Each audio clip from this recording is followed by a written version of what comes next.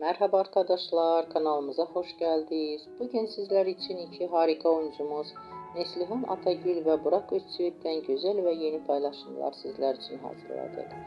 Onlar Kara Sevda dizisinde birlikte rol almış ve herkes tarafından çok beğenilmiştir. Biz de sizler için onların güzel fotolarını hazırladık.